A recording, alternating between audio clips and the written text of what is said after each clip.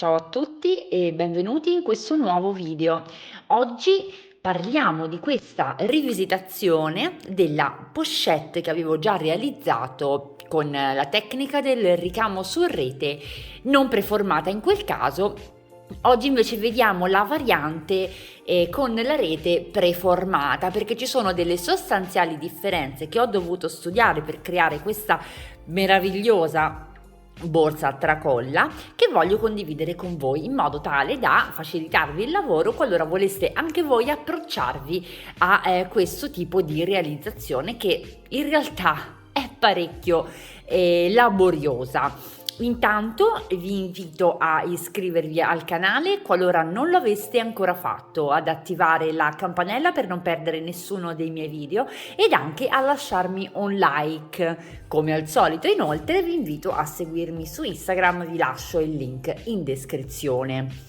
Il tutorial di oggi sarà un tutorial un po' particolare, io lo chiamo il tutorial al contrario, perché vi presenterò questa borsa finita e vedremo in sovraimpressione le immagini di alcuni dei passaggi salienti che ho dovuto realizzare per appunto completare questa confezione.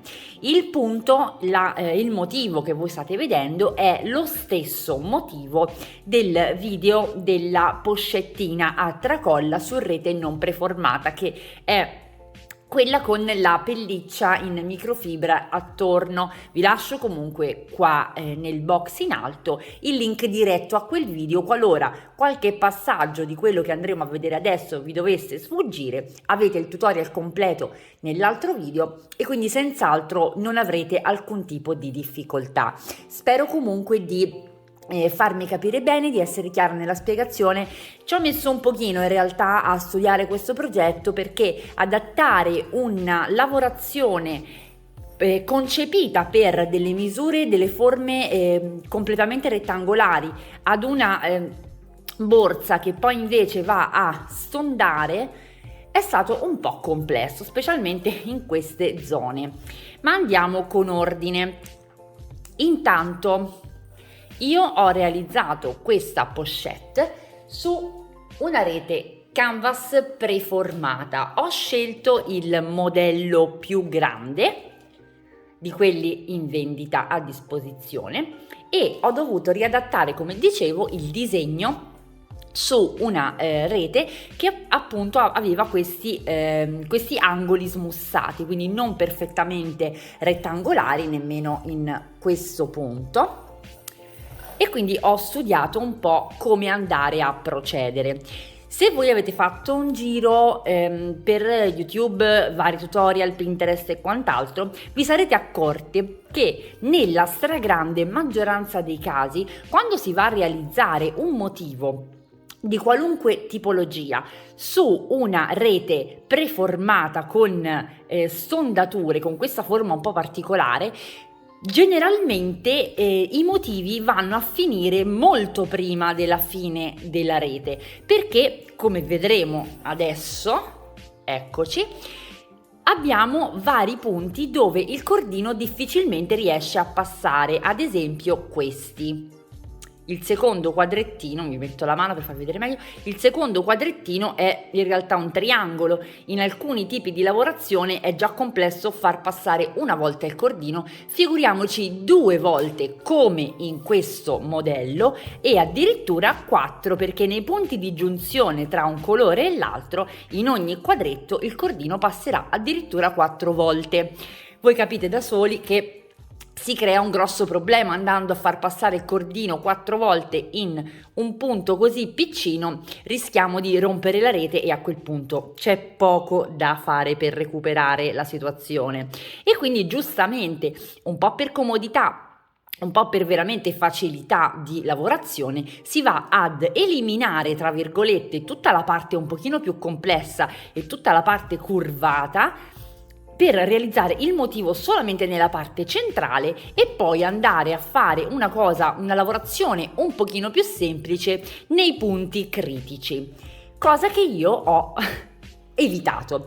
Ho voluto superare me stessa e ho voluto creare un progetto che fosse quanto più, un motivo che fosse quanto più esteso possibile, e credo di esserci riuscita, perché come vedete la lavorazione va davvero quasi a estendersi fino all'ultimissimo punto. È stato un po' complesso arrivare a capire come potevo muovermi, adesso vedremo insieme come ho iniziato. Intanto, in questo caso ho proceduto con la lavorazione di un colore alla volta ed ho iniziato con il beige. Ho iniziato saltando semplicemente un quadretto, una fila di quadretti. Per quanto riguarda la parte della patella, ho saltato una fila di quadretti e ho iniziato dalla seconda fila. Non mi sono soffermata più di tanto a contare invece gli spazietti non completi, quindi i quadrati non completi, ma sono andata a cercare di incastrare quanti più rettangolini beige potessi appunto riuscire a realizzare, quindi quasi fino alla fine. In alcuni punti infatti la lavorazione, come vediamo ad esempio qui, si estende anche oltre la riga immaginaria che avremmo potuto tenere come riferimento. Io sono proprio voluta andare fino alla fine. Il risultato finale comunque non mi dispiace, non sembra assolutamente forzato, anzi lo trovo davvero molto completo. Sono molto soddisfatta in realtà di quello che ho ottenuto. E tornando a noi, ho continuato appunto la realizzazione quadretto per quadretto, scendendo man mano con tutto il mio colore beige. Mi sono comportata inizialmente per facilitarmi il lavoro, ho agito soltanto nel corpo centrale, quindi ho lasciato stare i laterali, ma ho proseguito la lavorazione per tutto il fondo. Anche questa è una differenza che c'è tra questo tipo di pochette ed altre che ho visto online. In molti altri tutorial che ho sbirciato ho visto che questa parte viene lasciata spesso libera per poter essere lavorata con un punto differente, un pochino più semplice e di più veloce esecuzione, diciamo così.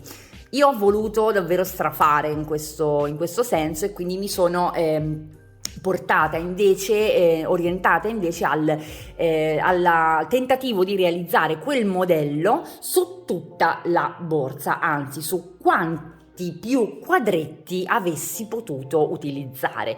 Quindi ho fatto una scelta andando a sviluppare la prima parte del motivo solo con il beige, per il rettangolo, se vogliamo, per il corpo principale della borsa, omettendo i laterali e prendendo come riferimento il quadretto di giunzione tra la parte della patella anteriore e posteriore e i laterali. Come vedete, quando poi andiamo a piegare avremo questo punto dove la rete andrà collegata, quindi la borsa andrà cucita in questo senso.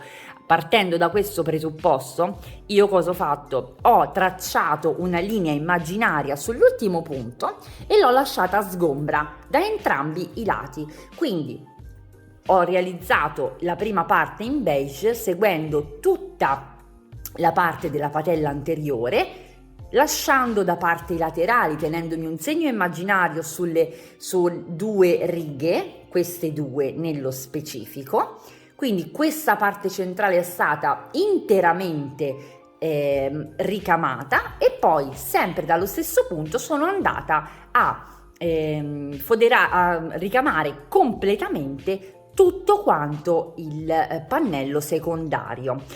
La differenza tra i due pannelli è soltanto una, ovvero la parte anteriore della patella, quella che noi ci troviamo davanti quando apriamo la borsa, questa l'ho foderata interamente, l'ho ricamata, continuo a dire foderata, l'ho ricamata interamente, quindi sono andata fino all'ultimo quadrettino con il mio ricamo, mentre invece la parte della patella anteriore, quella che andrà poi sovrapposta e che ci troveremmo davanti ogni volta a borsa chiusa, l'ho lasciata un pochino più indietro, quindi ho iniziato di fatto la mia lavorazione dal secondo quadretto, lasciandomi tutta questa parte libera.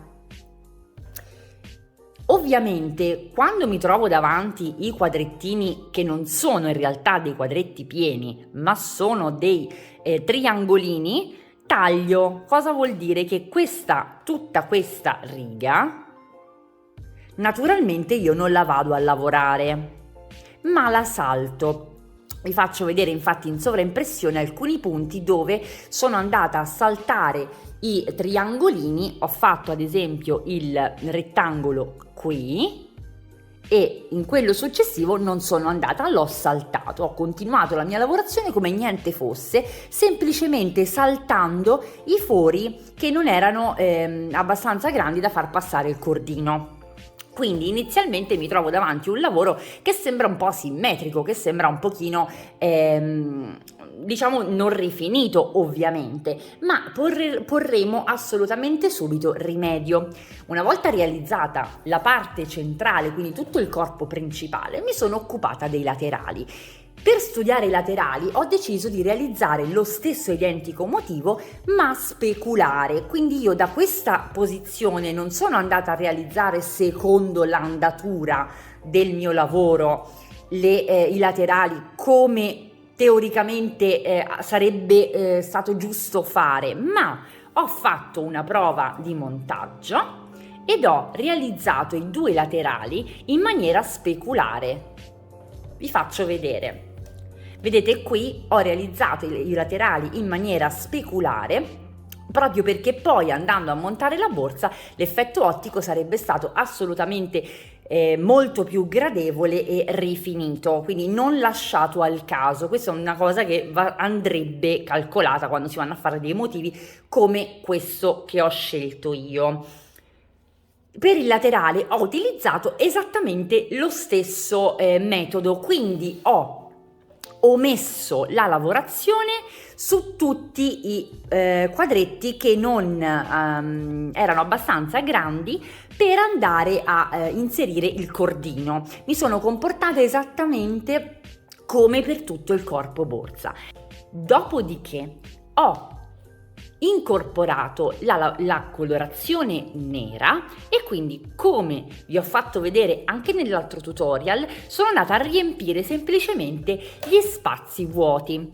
Se avete fatto bene i conti, sicuramente non avrete difficoltà e vi troverete tutti i rettangolini della stessa dimensione.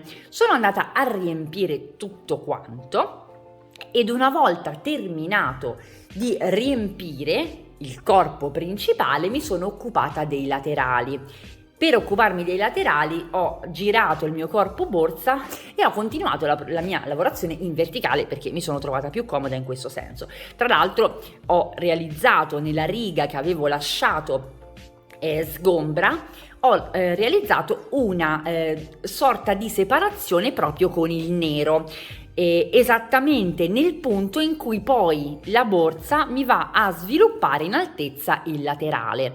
Quindi dal punto che io ho realizzato, quindi dalla riga che ho realizzato in nero di separazione, sono partita in verticale a ricoprire con il nero tutti gli spazi vuoti che mi ero lasciata dalla lavorazione con il beige. Mi trovo alla fine di tutta questa lavorazione con tutta la rete lavorata ma un po' spezzettata, perché come vedete ci saranno dei punti in cui la lavorazione si estende fino al penultimo quadretto ed altri punti dove la lavorazione si interrompe prima perché magari il quadretto successivo è, come dicevo, un triangolino e quindi non ci consente un passaggio agevole del cordino anche più volte.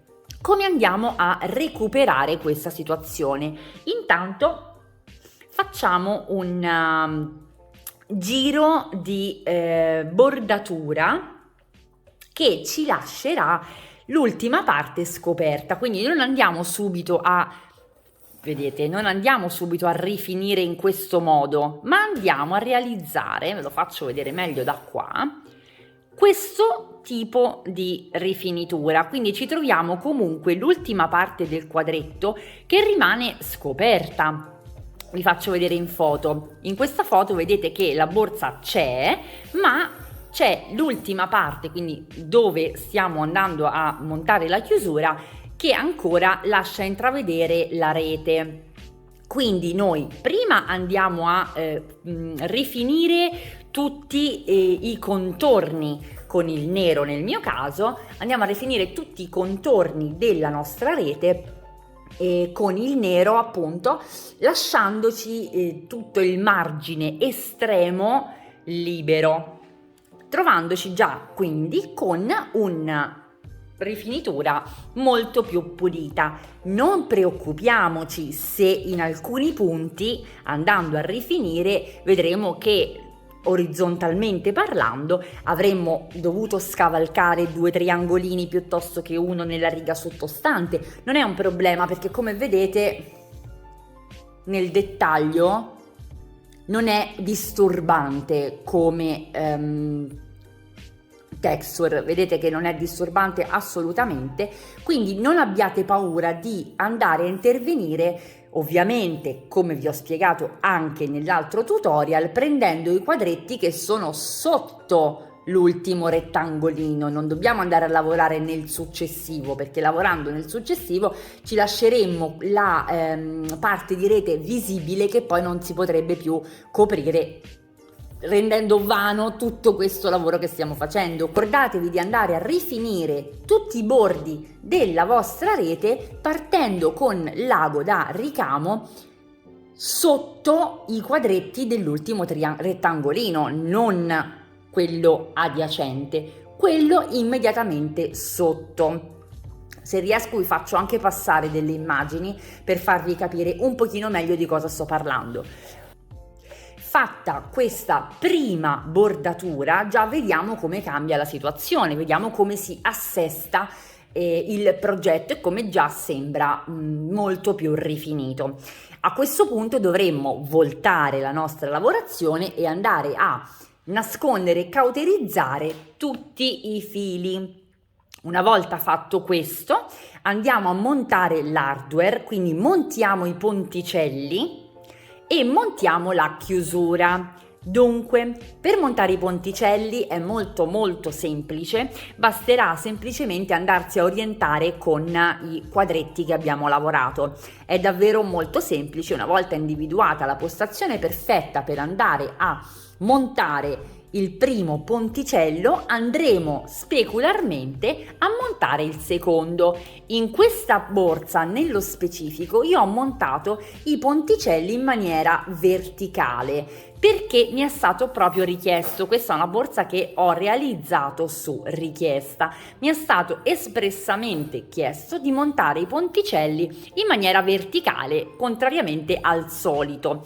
Quindi io li ho montati in verticale, ma potete tranquillamente montarli in orizzontale, assolutamente non c'è alcun tipo di problematica particolare. Una volta montati i ponticelli andiamo a montare la chiusura. Per il montaggio della chiusura con una rete preformata ci troviamo davvero molto avvantaggiati, perché ci suggerisce da sola la rete dove andarci a posizionare. Una volta provato andiamo a chiudere la borsa, eccoci, e ci troviamo automaticamente il punto perfetto dove andare a installare la parte inferiore della chiusura. Quindi una volta montata la parte inferiore basterà agganciare quella superiore, chiudere di nuovo la borsa e trovarci automaticamente il punto perfetto dove andare a chiuderla, a montarla.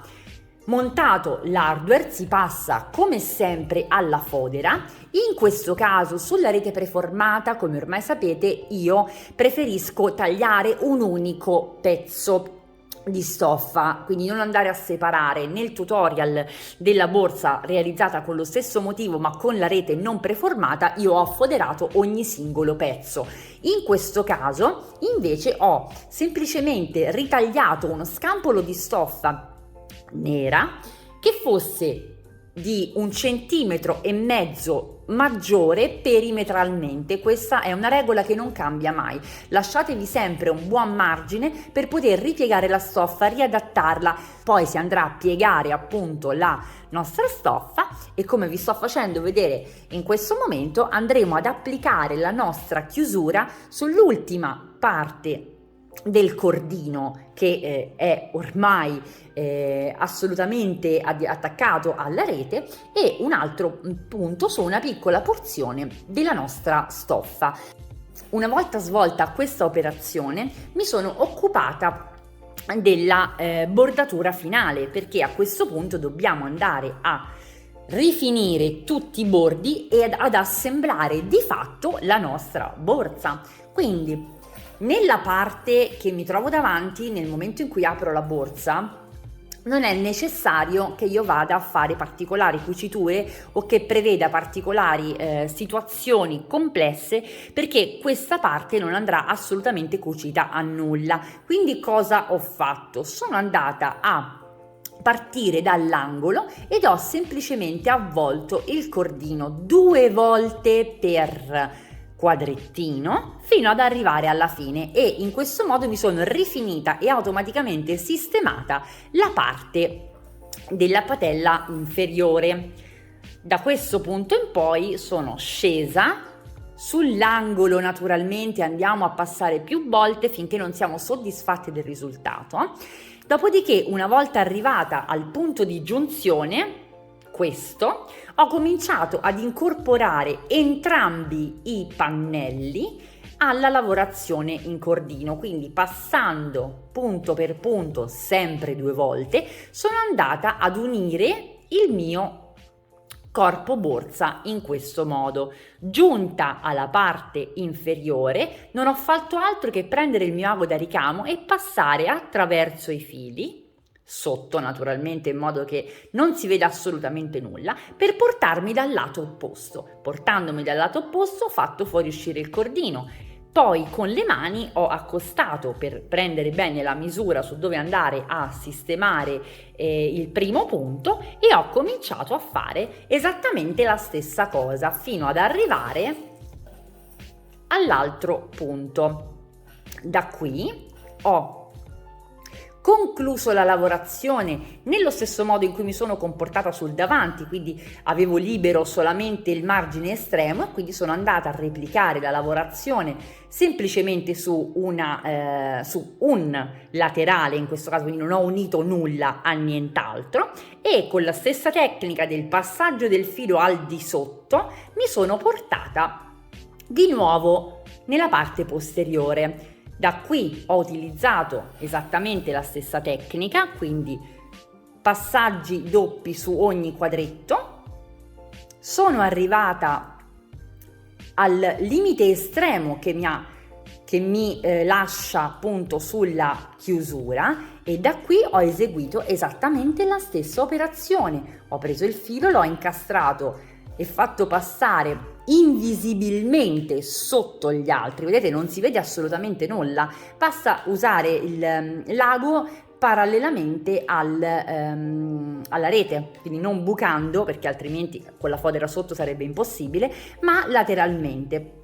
Quindi sono fuoriuscita dalla parte opposta ed ho continuato la mia bordatura.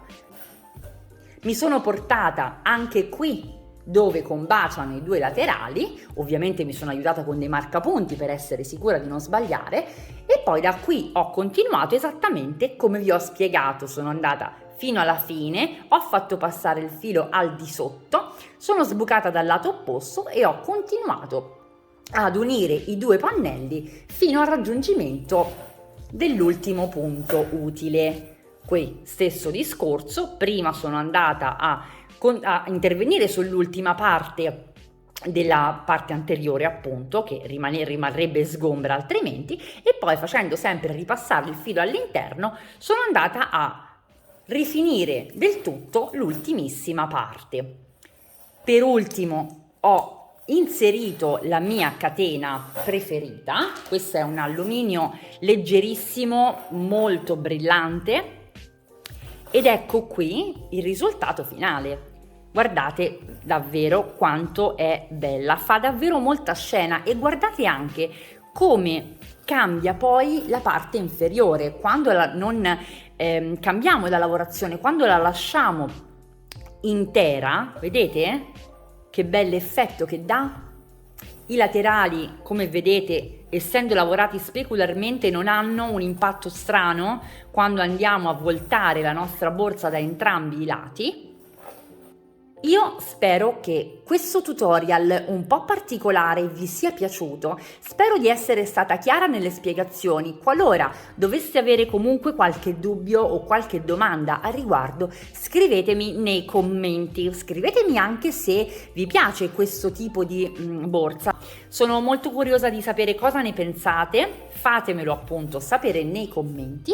Io vi invito come al solito ad iscrivervi al canale qualora non lo aveste ancora fatto, ad attivare la campanella per non perdere nessuno dei miei video ed anche a lasciarmi un bel like. Come al solito vi invito ad iscrivervi anche su Instagram e a seguire il mio profilo. Sono sempre Sayubi Handmade Lab, lascio sempre molti spoilerini per quello che riguarda i tutorial successivi, quindi se magari avete anche qualche richiesta di un tutorial in particolare fatemelo sapere, perché sto già progettando qualcosina di interessante per l'estate, ma se posso darvi una mano sono ben contenta. Vi do appuntamento al prossimo video tutorial e vi auguro un'ottima settimana.